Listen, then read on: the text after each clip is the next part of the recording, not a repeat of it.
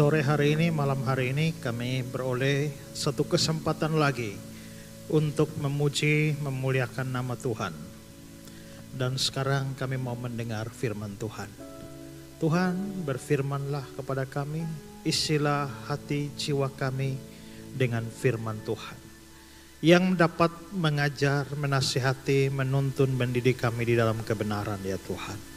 Beri akal budi yang baik supaya mengerti firman Tuhan. Hati yang terbuka kepada kebenaran-Mu, kehendak yang baik untuk melakukan firman itu dalam hidup kami. Tolong hamba-Mu dalam menyampaikan firman, berikanlah kata-kata yang baik, jalan pikiran yang baik, supaya firman-Mu bisa dikomunikasikan dengan sejelas-jelasnya dan dapat dipahami oleh kami sekalian. Berdoa juga Tuhan tolong jauhkan dari kesalahan, terlebih kesesatan, supaya firman yang disampaikan benar-benar adalah pesan Tuhan buat kami sekalian pada sore hari ini. Semua peralatan yang kami pakai untuk mendukung pemberitaan firman, Tuhan berkati semua. Jauhkan dari kerusakan, gangguan lain sebagainya, supaya kami tidak ada gangguan waktu belajar firman. Beri kami hati yang penuh kerinduan, supaya mendengar firman dengan kerinduan rohani yang besar, bukan semata-mata rutinitas belaka. Kami siap mendengar firman Tuhan. Ampuni kami dari segala dosa, supaya dosa-dosa itu tidak menghalangi berkat rohani yang akan kami terima dari firman-Mu. Dalam nama Tuhan Yesus kami berdoa. Amin. Silakan duduk kembali.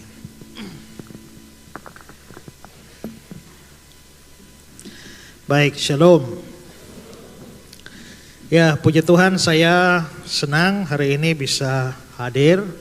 Saya sudah datang ke Balikpapan beberapa kali, ya, tapi baru pertama kali berkhotbah di tempat ini. Terima kasih Pak Gembala untuk kesempatannya memberitakan firman Tuhan di sini.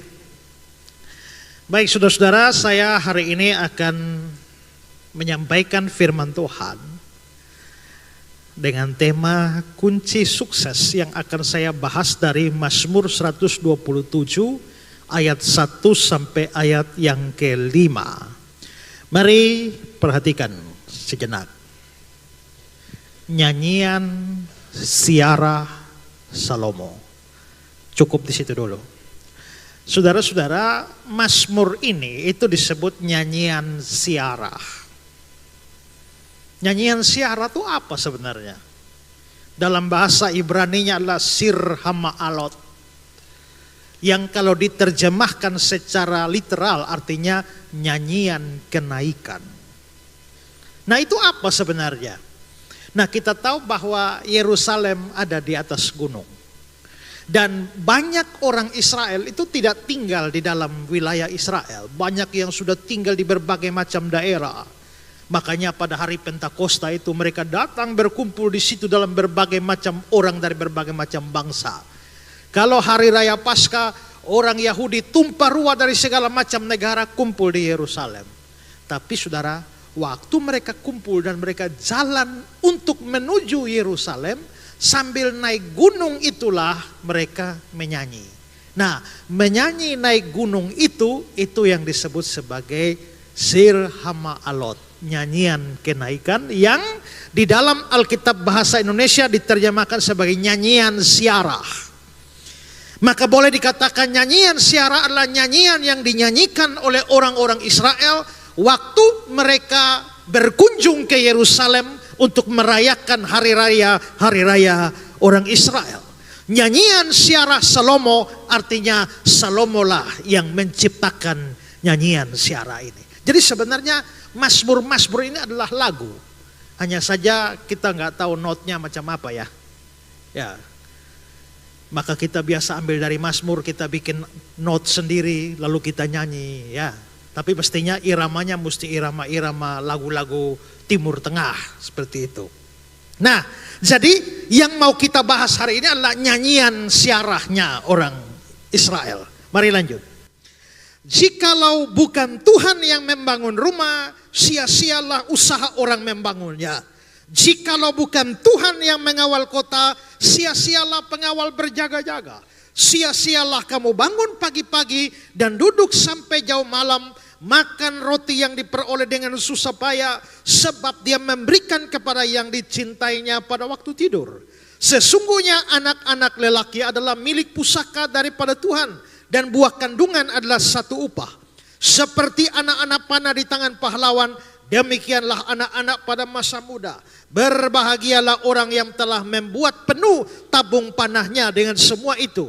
Dan dia tidak akan mendapat malu apabila dia berbicara dengan musuh-musuh di pintu gerbang.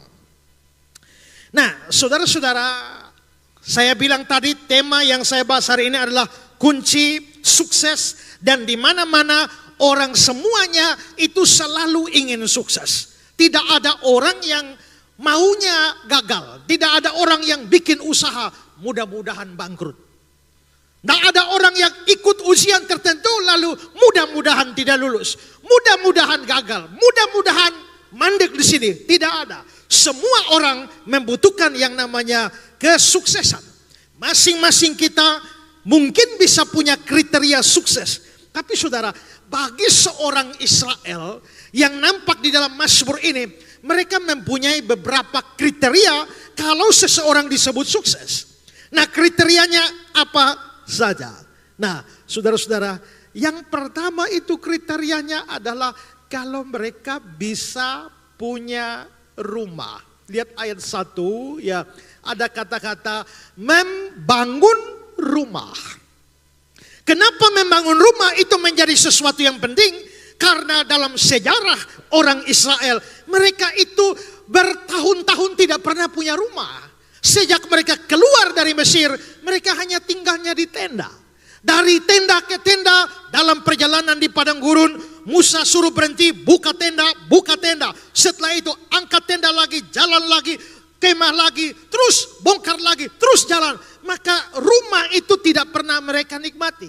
Jangankan mereka, bahkan Tuhan pun tidak punya rumah. Sehingga untuk Tuhan disebut sebagai kemah suci.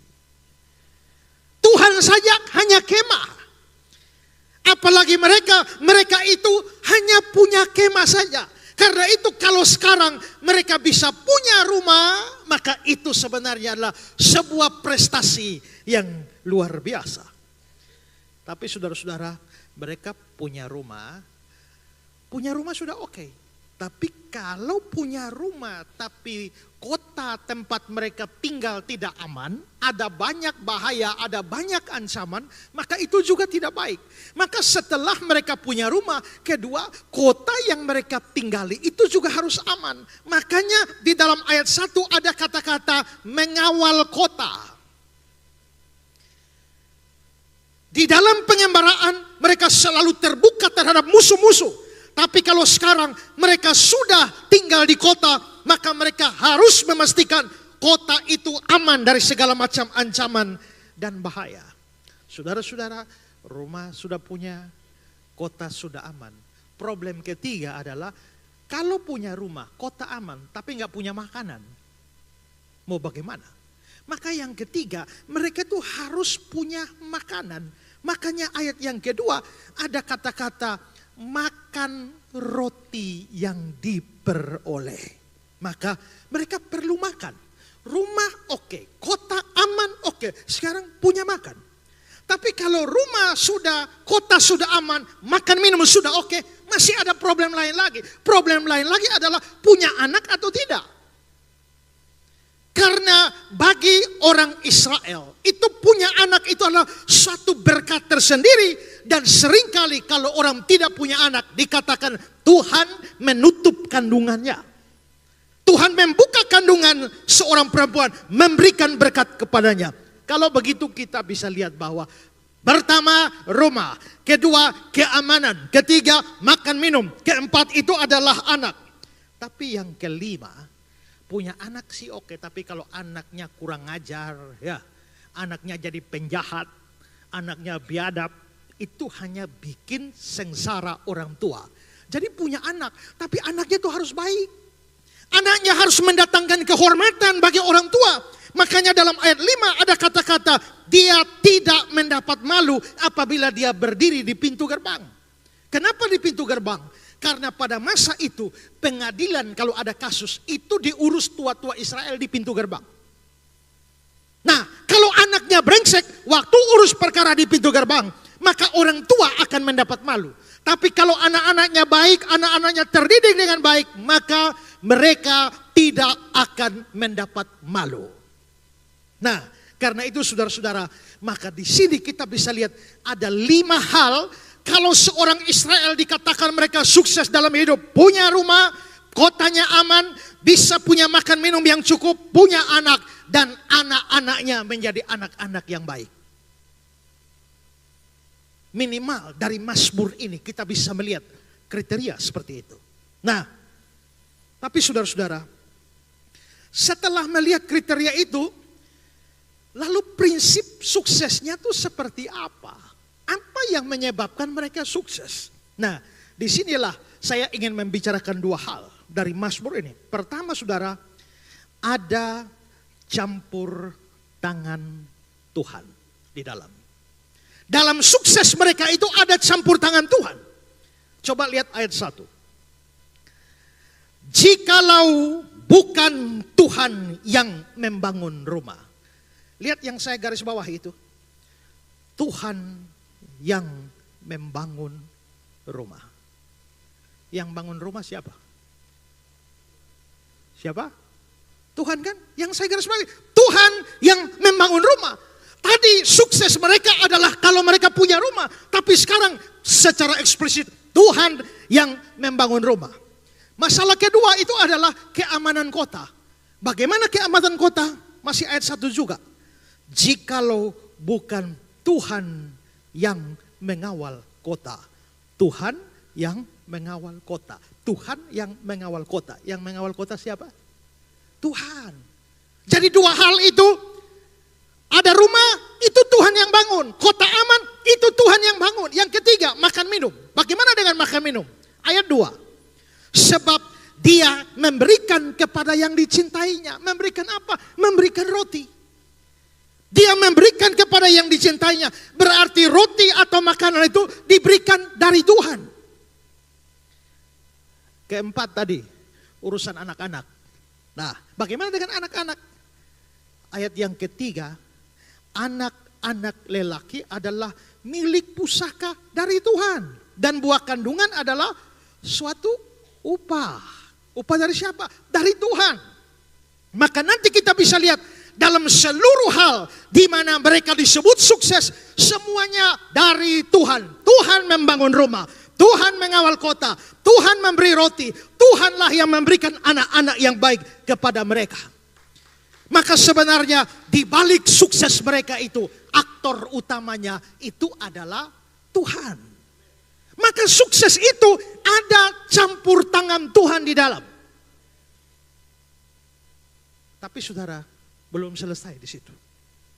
Yang kedua, ada usaha dan kerja keras manusia di sana. Coba lihat ayat 1. Usaha orang yang membangunnya. Ini membangun rumah. Usaha orang yang membangunnya. Jadi yang bangun rumah siapa? Ya. Lihat ayat ini. Orang. Usaha orang membangunnya. Berarti orangnya yang bangun rumah. Bagaimana dengan usaha dengan keamanan kota? Bagaimana kota aman? Masih ayat 1. Pengawal berjaga-jaga. Jadi yang menjaga kota siapa? Pengawal atau Tuhan? Ayat ini berkata pengawal. Lalu saudara-saudara, urusan makan minum. Urusan makan minum, urusan roti. Perhatikan ayat 2. Makan roti yang diperoleh dengan yang susah payah ini siapa? Orang atau Tuhan? Orang kan? Karena Tuhan tidak perlu susah payah. Berarti orang ini. Lalu saudara, keturunan. Ayat 3-5. Buah kandungan adalah satu upah. Kandungannya ini kandungannya siapa? Orang atau Tuhan? Orang. Membuat penuh. Berbahagialah orang yang telah membuat penuh tabung panahnya. Yang bikin penuh itu siapa? Orangnya. Maka di sini kita bisa melihat bahwa dalam 5 kriteria sukses, pertama-tama ada campur tangan Tuhan di dalamnya. Tapi yang kedua, ada usaha dan kerja keras manusia di dalamnya juga. Maka di sini kita bisa lihat, berarti kita bisa melihat konsep pemazmur tentang kesuksesan itu. Dia melihat kesuksesan itu adalah perpaduan 2 hal, yaitu ada unsur ilahi di dalam kesuksesan kita, tapi ada unsur insaninya. Unsur ilahinya adalah campur tangan Tuhan, tapi unsur insaninya adalah ada usaha dan kerja keras manusia. Itu baru bikin sukses. Nah, saudara-saudara, coba kita ambil contoh seorang pemuda yang sukses di dalam perjanjian lama, yaitu Yusuf. Coba lihat Kejadian 39, 2 dan 3. Tetapi Tuhan menyertai Yusuf, sehingga ia menjadi seorang yang selalu berhasil dalam pekerjaannya. Maka tinggallah ia di rumah tuannya orang Mesir itu. Setelah dilihat tuannya bahwa Yusuf disertai Tuhan, dan Tuhan membuat berhasil segala yang dikerjakannya. Yang bikin Yusuf berhasil itu adalah Tuhan. Ayat yang ke-23. Tuhan menyertai dia, dan apa yang dikerjakannya dibuat Tuhan berhasil. Kalau begitu, mengapa sampai Yusuf berhasil? Pertama, Tuhan menyertai dia. Tuhan menyertai dia sehingga membuat apa yang dikerjakannya. Siapa yang kerja? Tuhan atau Yusuf? Yusuf. Jadi Tuhan menyertai, tapi Yusuf kerja. Maka di sini kita bisa lihat bahwa sebenarnya prinsip sukses itu punya 2 sayap. Sayap ilahi yaitu campur tangan Tuhan, tapi sayap insani yaitu kerja keras dan tanggung jawab manusia. Inilah yang dalam semboyan gereja purba, ora et labora.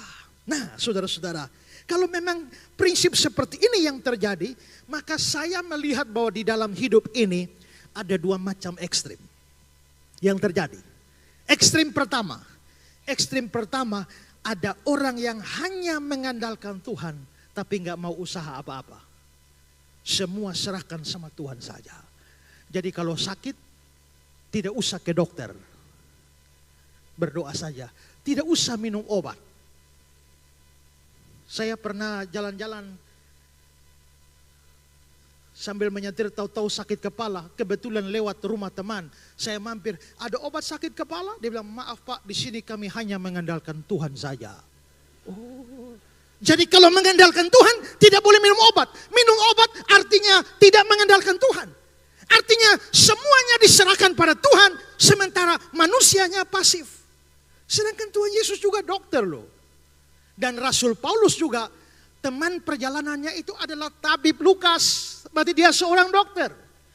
Nah di sini kita bisa lihat, saudara, saya ini kira-kira sudah kubur 7 orang yang meninggal. Ini gara-gara kebodohan.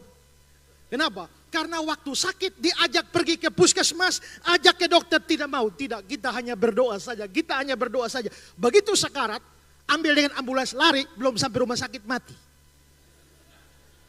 Ini mati dalam kebodohan. Jadi orang berpikir kalau sakit cukup berdoa, tak perlu dokter. Begitu juga ada orang, Pak, bagaimana Pak supaya saya dapat jodoh? Saya bilang, ya carilah. Terus dia bilang, Pak, tapi kata hamba Tuhan gak perlu cari. Kenapa? Menanti saja dengan sabar. Kok bisa begitu hamba Tuhannya? Ya Pak, karena waktu Adam dicipta, Adam mendapatkan jodohnya yaitu Hawa. Adam tidak cari Pak, dia cuma tidur saja. Begitu bangun Hawa sudah ada.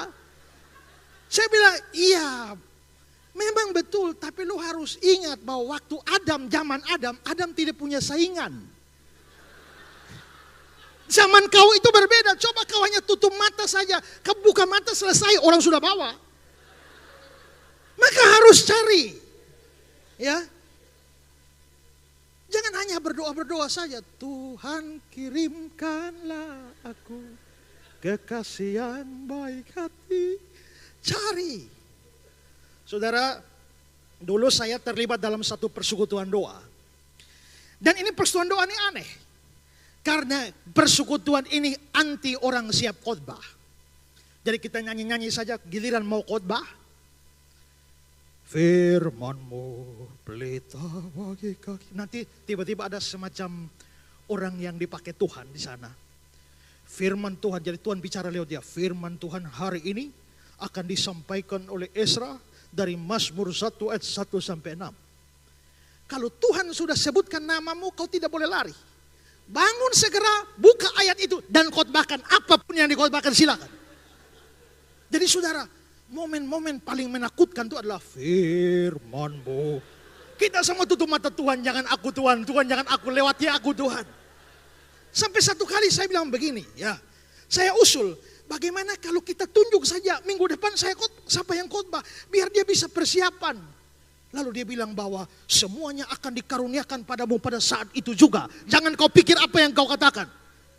Saya pikir-pikir, kalau sampai kamu siap khotbah, kamu sudah mencampuri pikiran manusia dengan pikiran Tuhan. Oh ya sudah.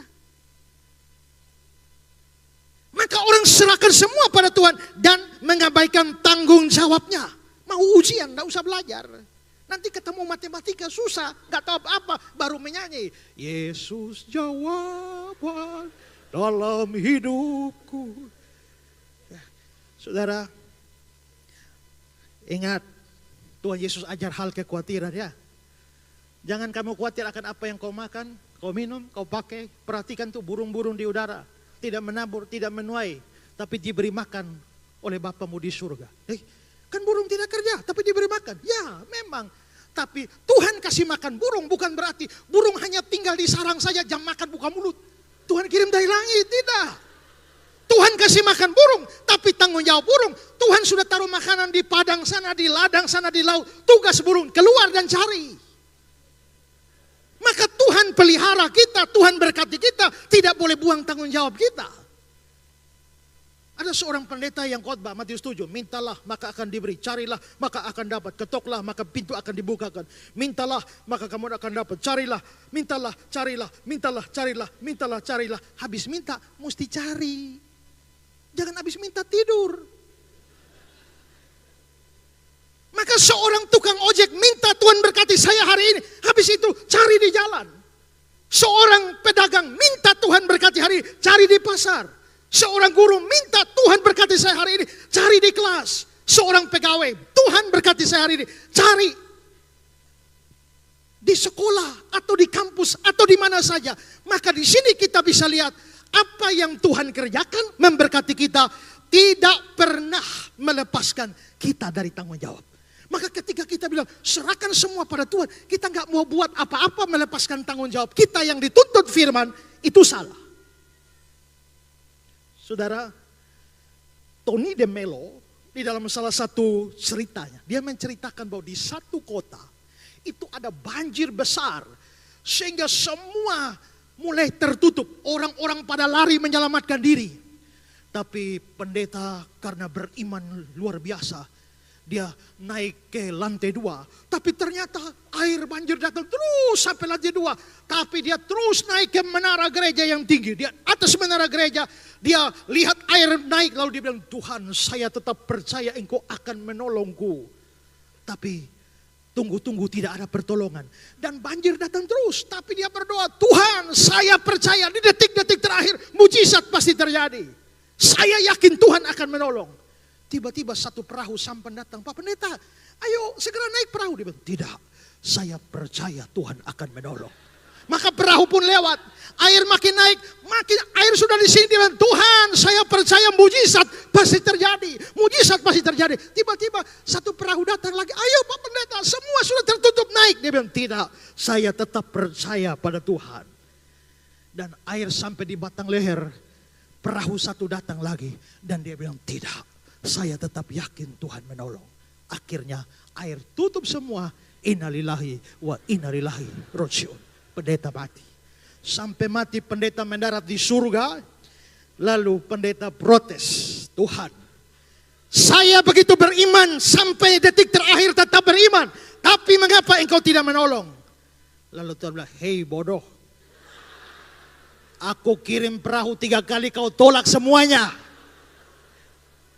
Maka kita bisa melihat bahwa Oh, seolah-olah semua harus Tuhan turun tangan dari surga dengan tangannya. Padahal Tuhan menolong dengan memberikan kepada kita akal budi dan tanggung jawab untuk melakukan tugas tanggung jawab kita. Maka Tuhan tidak akan memberkati orang yang malas dan tidak mau bikin apa-apa. Nasaruddin Hoja, cerita dari Irak. Satu hari dia berdoa, Tuhan, tolonglah aku supaya bisa menang lotre. Berdoa 1 minggu. Minggu kedua, Tuhan tolong supaya aku bisa menang lotre. Tidak ada jawaban. Tuhan tolong supaya aku bisa menang lotre. Sampai lama-lama dia bilang begini, Tuhan kau tulikah? Lalu Tuhan tiba-tiba jawab, bagaimana aku bisa membuat engkau menang lotre? Sedangkan beli karcis lotrenya saja tidak. Ini bukan mengajar saudara main lotre. Tapi Tuhan pun tidak mau memberkati si pemalas. Maka inilah ekstrim pertama. Semua diserahkan pada Tuhan. Dan manusia melepas diri dari semua tanggung jawab. Tidak mau bekerja, tidak mau belajar, tidak mau berusaha, tidak mau melakukan apa yang terbaik untuk kebaikannya. Ini tidak boleh jatuh pada ekstrim ini. Tapi saudara, ada ekstrim kedua. Ekstrim kedua adalah ada orang yang mau usaha, kerja keras, tapi dia melupakan Tuhan dalam semuanya. Ya. Nah, saudara-saudara, dia mau kerja, dia beda dengan orang pertama tadi. Ekstrim pertama yang tidak mau lakukan apa-apa.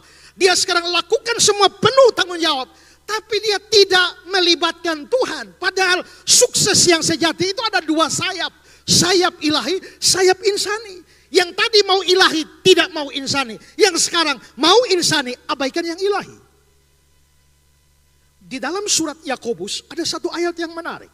Coba lihat Yakobus 4 ayat 13. Jadi sekarang, hai kamu yang berkata, hari ini atau besok kami berangkat ke kota Anu. Dan di sana kami akan tinggal setahun berdagang serta mendapat untung. Saudara-saudara, ini orang bikin rencana bagus ini. Ya. Tapi di ayat 16 dia bilang begini. Tetapi sekarang kamu memegahkan dirimu dan songkakmu. Semua kemegahan yang demikian adalah salah. Dalam versi King James bahasa Inggris, itu adalah jahat. Kenapa dia kok dikatakan jahat? Apakah bikin rencana itu jahat? No. Coba kalau kita perhatikan ayat 13 tadi. Hari ini atau besok, waktu sudah ditentukan. Kami akan berangkat ke kota Anu. Tujuan ditentukan. Di sana kami akan tinggal setahun, waktu ditentukan, dan berdagang. Apa yang dikerjakan ditentukan, serta mendapat untung. Prediksi hasil sudah jalan. Semua matang, waktu, tujuan, kegiatan, lamanya di sana. Prediksi keuntungan sudah. Yang salah apa? Yang salah karena nggak ada doa di situ. Ternyata rencananya matang. Tapi nggak ada doa sama sekali. Itulah sebabnya ayat 15 bilang, sebenarnya kamu harus berkata, jika Tuhan menghendakinya, kami akan hidup dan berbuat ini dan itu. Karena kamu tidak tahu hari esok. Bagaimana kamu bisa rancang 1 tahun ke depan, sedangkan hari besok kamu tidak tahu. 1 hari ke depan, 1 jam ke depan kita tidak tahu apa yang terjadi pada kita. Bagaimana kita dengan sombongnya merasa kita bisa rancangkan semua. Bahkan kita tidak pernah, saya selalu berkata, hari esok bukan milik kita. Satu hari saya naik angkot. Di angkot itu ada tulisan di situ. Hari ini bayar, besok gratis. Wah, bagus nih. Hari ini bayar, besok gratis. Jadi saya bayar. Besok gratis ya, sesuai yang ditulis. Besok saya naik lagi. Waktu mau turun dia tagih lagi biayanya. Loh, kan kemarin saya sudah bayar. Hari ini gratis. Coba Pak baca baik-baik. Hari ini. Bukan bilang kemarin bayar, hari ini gratis. Hari ini bayar, besok gratis.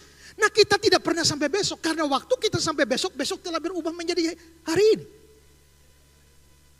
Jadi bagian kita itu hanya hari ini. Kita tidak pernah bisa capai besok. Begitu sampai besok, besok telah berubah menjadi hari ini. Hari ini telah menjadi kemarin. Maka besok bukan milik kita. Kalau besok bukan milik kita, siapa yang bisa merancang seluruh perjalanan hidupnya tanpa berkata, jika Tuhan menghendakinya. Saudara, kalau orang bikin rencana segala macam tentang usahanya, bisnisnya, apapun, tapi dia tidak melibatkan Tuhan, lalu sebenarnya yang dia andalkan itu siapa? Pasti tidak andalkan Tuhan, karena dia nggak berdoa. Yang dia andalkan apa? Kekuatan diri sendiri atau manusia. Dan Yeremia 17 ayat 5, terkutuklah orang yang mengandalkan manusia. Kita tidak pernah berkuasa atas apapun yang kita mau lakukan. Segala sesuatu bergantung di dalam tangan Tuhan. John Calvin berkata, bahkan kamu tidak bisa menggerakkan satu jari pun kalau Tuhan tidak menghendakinya. Saudara, saya ini suka nonton sepak bola, khususnya Liga Inggris. Satu hari saya pulang pelayanan, kira-kira jam 11 malam. Lalu ada pertandingan big match antara Manchester United versus Chelsea. Itu kira-kira jam 2. Jam 2 pagi akan tayang dan saya pulang jam 11. Setelah itu saya hidupkan, saya pakai TV berbayar, saya hidupkan lah. Pulsa bolanya habis. Jadi gak bisa nonton. Akhirnya saya mulai WA teman-teman yang jual pulsa bola nih loh, pulsa Orange TV, tolong ini. Tapi gak ada yang balas, semua sudah tidur. Jadi saya pikir, saya tahu di ATM Mandiri itu bisa ada transaksi khusus Orange TV. Maka saya keluar kira-kira jam 12 malam cari ATM Mandiri, ketemu dan siap transaksi bola, masuk, tiba-tiba muncul di layar. Maaf, pulsa Anda tidak cukup untuk melakukan transaksi. Maka saya pergi lagi cari ATM BNI, transfer lagi ke Mandiri, lalu dari situ saya kembali lagi ke Mandiri dan saya transaksi dan berhasil, sudah dapat nomor serinya. Lalu saya pulang sampai di rumah, itu kira-kira sudah jam 1. Setelah jam 1 saya mulai ambil nomornya dan saya registrasi. Kok registrasinya kok gak jadi-jadi loh. Nah gak jadi-jadi, buka di Google lagi, lihat bagaimana cara registrasinya. Setelah saya registrasi kira-kira setengah jam lagi tayang bola, 1:30 selesai. Sudah on dan siap tonton. Saya duduk manis, bikin kopi, sambil tunggu setengah jam lagi baca-baca. Dan saya sadar jam 6 pagi. Ingin ku maki diriku sendiri waktu itu. Sudah capek-capek keliling kota cari ini, kurang setengah jam, ternyata lewat ketiduran saya. Dari situ saya sadar bahwa ternyata untuk nonton bola saja kalau Tuhan tidak kehendaki, gak jadi deh. Amin. Kamu tidak bisa menggerakkan satu jari pun kalau Tuhan tidak menghendakinya. Ya. Maka orang seperti Tancredo Neves, itu politikus Brasil. Waktu kampanye, dia berteriak dengan lantang, jikalau saya bisa dapat 70% dari suara pemilihku, Tuhan pun tidak bisa geser saya dari kursi presiden. Lalu dia berkampanye. Dan ternyata memang dia keluar sebagai pemenang pemilu kayak Pak Prabowo itu, menang. Dan tinggal tunggu hari pelantikan saja. Besok pagi pelantikan, sore ini dia sakit kepala. Dengan ambulans pergi ke dokter, sebelum sampai rumah sakit, mati. Maka besok pagi koran-koran Brasil mengeluarkan berita dengan headline, dan Tuhan pun menggeser dia dari kursi presiden. Ya, jabatan presiden sudah di ujung hidupnya. Tapi kalau Tuhan bilang tidak. Itu yang tadi Pak Aryono bersaksi itu ya. Kalau berkatmu tidak akan lari. Tapi kalau bukan berkatmu, kalau berkatmu biar jauh pasti datang. Tapi kalau bukan berkatmu biar sudah di lubang hidung, kamu gak dapat. Satu hari saya kekurangan uang, 5 juta. Saya nggak punya duit. Tiba-tiba notifikasi ada transferan masuk 5 juta. Waduh, baru mau bersyukur, tiba-tiba ada orang telepon. Saya angkat, Pak Isra, maaf Pak, saya salah transfer. Saya sebenarnya mau transfer ke Esra Butar-Butar. Ternyata nyasar ke Esra Soro. Bolehkah Bapak transfer kembali? Akhirnya saya transfer kembali. Hari itu saya belajar. Saya sekian lama berkata, kalau berkat itu sudah dekat, bukan untukmu, gak sampai. Ini bukan hanya dekat, sudah masuk. Keluar lagi tuh, ya tuh. Keluar lagi. Jadi bagaimana kita bisa mengandalkan kemampuan kita, kekuatan kita, tapi kita tidak melibatkan Tuhan di dalamnya. Sukses itu ada dua sayap. Campur tangan Tuhan dan usaha kerja keras manusia. Jangan hanya semua serahkan pada Tuhan dan lupa tanggung jawab kita. Tapi jangan melakukan tanggung jawabmu seolah-olah kamu paling kuat dan kamu abaikan Tuhan di sana. Tidak. Andalkan Tuhan dalam apapun yang saudara lakukan. Lakukan tanggung jawabmu sekuat-kuatnya, semampu-mampumu. Tapi engkau harus percaya bahwa yang menentukan semua itu di balik itu adalah Tuhan. Amin. Karena itu bertobatlah hai pemalas-pemalas. Karena Tuhan benci orang malas. Ya, kamu harus rajin kerja, rajin berjuang, rajin berusaha. Tapi waktu kamu rajin, ingatlah, kamu hanya punya bagian hari ini. Hari besok di tangan Tuhan. Ada seorang pengusaha kecil, namanya Chandra. Dia punya toko kecil yang tiap hari dia buka dan dia mencari nafkah. Di depan jalan berhadapan dengan tokonya itu ada sebuah kapel kecil. Tempat siapa saja bisa berdoa di sana. Chandra ini punya kebiasaan yang unik. Setiap hari datang sebelum buka toko, dia pergi ke kapel itu dan dia berdoa. Dia berdoa lama. Lama baru keluar, tapi kalimatnya tuh tidak banyak. Dia hanya datang menghadap di altar lalu Tuhan ini oe.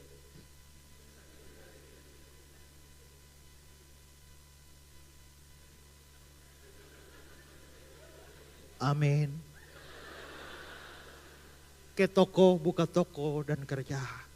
Mau pulang, tutup toko, mampir ke kapel lagi. Tuhan, ini oe. Amin. Terus bertahun-tahun kebiasaan Chandra begitu. Satu hari habis doa, nyebrang jalan. Plak! Dihantam satu bis. Dan dia kecelakaan yang fatal. Dan nyawanya hampir tidak tertolong. Dilarikan ke rumah sakit, koma. Sudah tidak ada harapan. Sepertinya dia akan segera meninggal. Dokter sudah suruh kumpul keluarga datang. Tinggal menunggu napas terakhir. Di ruang ICU sana.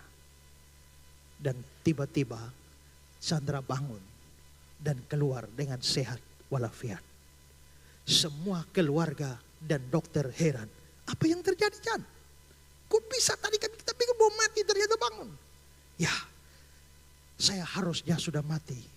Tapi ternyata Tuhan Yesus datang menemui saya. Gitu kah? Lalu waktu Tuhan Yesus menemui kamu, Tuhan Yesus bilang apa? Tuhan Yesus tidak bilang apa-apa, hanya lihat saya dan bilang, Chan, ini oe. Ternyata, Chan, ini oe. Dia langsung sembuh. Sehat walafiat dan bangun. Oh saudara, biar napas terakhir kalau Tuhan bilang kau hidup hari ini kau hidup. Biar kau nyaris bangkrut kalau Tuhan bilang kau tidak jadi bangkrut, tidak bangkrut. Ya, kau sengsara Tuhan bilang hari ini sengsaramu selesai. Ya, tapi kalau kamu lagi top jadi konglomerat Tuhan bilang hari ini melarat, kau melarat. Ya kan? Tuhan bisa ubah orang kaya raya jadi miskin melarat dalam satu hari. Coba lihat tuh Ayub itu kan kaya raya. Tapi atas izin Tuhan setan serang dia jadi melarat satu hari. Orang sehat jadi sakit melarat. Sakit begitu rupa dalam satu hari saja. Tapi kalau Tuhan mau bangkitkan orang juga dalam satu hari itu bisa pulih semua. Kalau begitu sukses itu punya dua sayap. Jangan hanya pakai satu, nanti pincang. Ayo keluar tangan semua. Buka tangan saudara ini. ikut saya ya. Sukses itu punya dua sayap. Satu, ada campur tangan Tuhan. Ada usaha kerja keras manusia. Saya akan bekerja keras, berusaha mati-matian, tapi saya tetap mengandalkan Tuhan. Hati-hati, tutup pelan-pelan, kasih masuk saku. Ini oleh-oleh dari Pak Esra.